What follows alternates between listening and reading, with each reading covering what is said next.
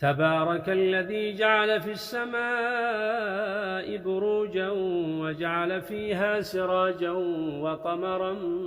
منيرا وهو الذي جعل الليل والنهار خلفة لمن أراد أن يذكر أو أراد شكورا وعباد الرحمن الذين يمشون على الأرض هونا وإذا خاطبهم الجاهلون قالوا سلاما والذين يبيتون لربهم سجدا وقياما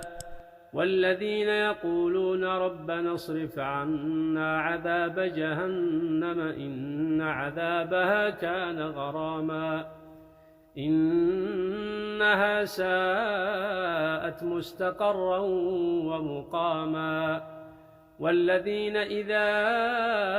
أنفقوا لم يسرفوا ولم يقتروا وكان بين ذلك قواما والذين لا يدعون مع الله إلها آخر ولا يقتلون النفس التي حرم الله إلا بالحق ولا يزنون ومن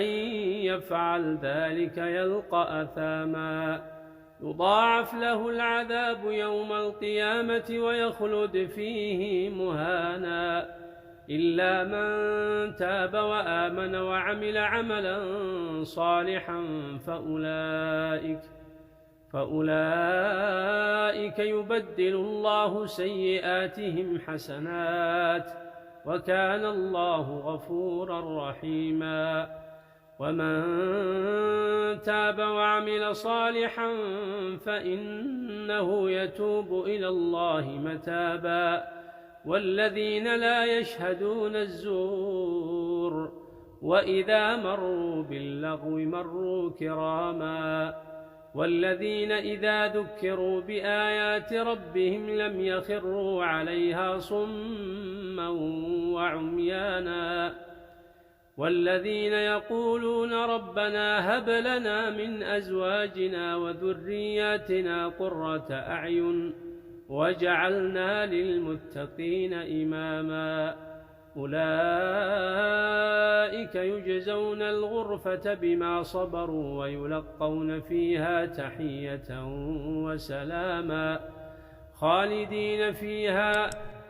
حسنت مستقرا ومقاما قل ما يعبأ بكم ربي لولا دعاؤكم فقد كذبتم فسوف يكون لزاما